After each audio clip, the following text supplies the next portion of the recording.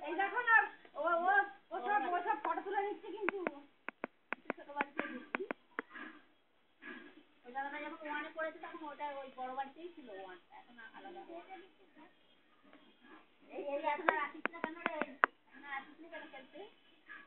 বলে গেছিস নাকি বাবা কি পড়াস চাপ রে যা তুলসীপাত গুলো তো ফেলেই দিলে রে ওই যা কতগুলো পড়ে গেল বাবা পড়াস চাপ আম্মা কবে আসবে